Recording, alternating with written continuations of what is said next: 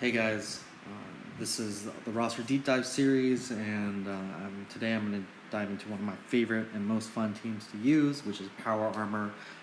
This team took the world by storm.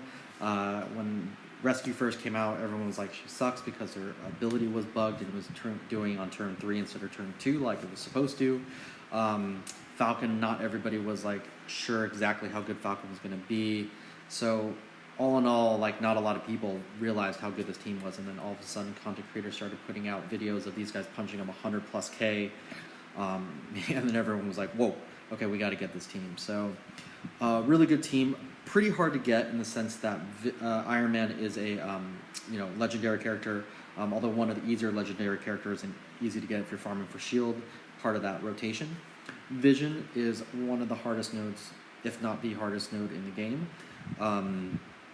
It's just a Mystic 3/9, takes you forever to get there, requires you to level up in this team, which not a lot of people are going to have high levels. Falcon is only available in orbs, so he's obviously very difficult to pull.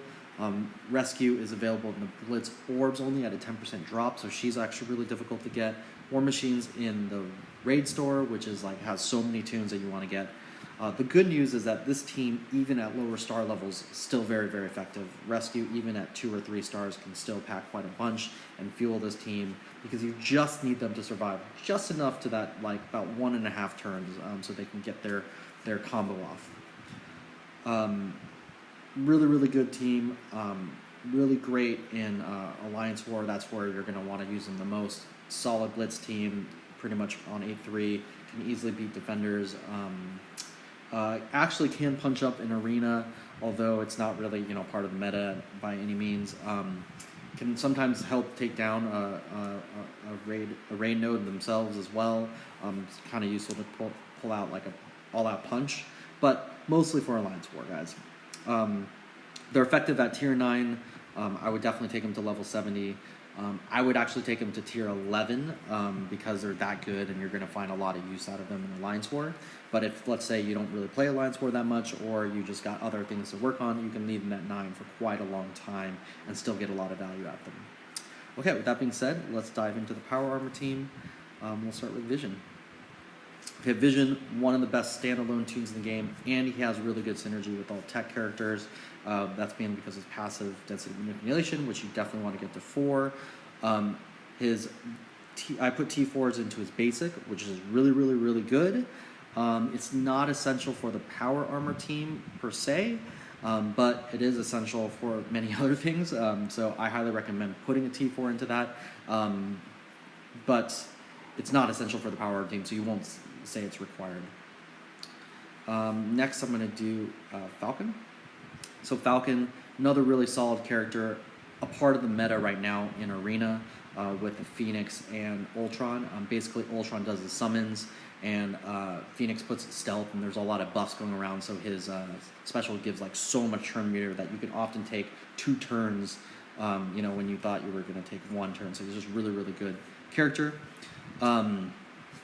I put T4s into his ultimate mainly because I really wanted to pack an extra punch in Alliance War. It's just super, super awesome.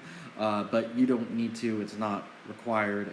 Only do that if you're going to use them a lot in Alliance War. You just want to really see that punch up go really high. Otherwise, 6664 for him.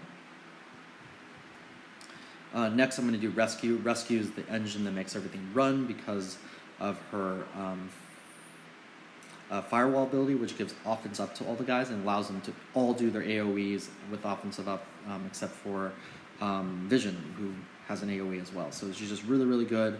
Her barrier helps in Alliance War to give them a little bit of survivability. Now, that being said, you don't need to take her tech shield up to level 6 because it's just the extra barrier isn't really that big of a deal, so you can leave that at 5. The basic, you don't really need to do that high either. You can leave at level 5. She's not there for damage. And then Firewall, you definitely want to take this up to level 6. This is the one that you have to be level 6.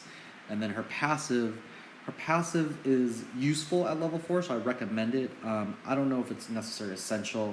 The main thing is that like sometimes guys get low health and the extra barrier just might make them survive 1 more hit to get the combo off, so you probably want to take it to level 4. So yeah, that's Rescue. She's really good. Okay, next we're going to talk about Iron Man. Iron Man, which is a legendary character of this team, but actually is probably the weakest character on this team, weirdly enough. His main use is to do the Rocket Barrage and then Unibeam combo, but you're actually going to open with his basic, which is partly why he's a little bit of a weaker character on this team, because you want to save the AoE for when he has offense up. So that's basically kind of how that works. Really, really good character, though. Otherwise, hits pretty hard, but just pretty much as a damage guy.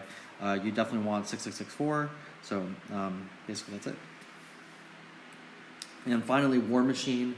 War Machine has the T4 that I think you should put on the team, but it's definitely not the highest priority T4. Almost all the other T4s I'll discuss are going to be more important than this one because Power Armor will still be very effective even without this. But that being said, getting this T4 to level 5 will take this team to another notch because it's just that extra damage is just so much better than it is at level 4. So I actually am going to say this is essential. But if your choices between almost any other T4 and this one, it's probably going to be the other one.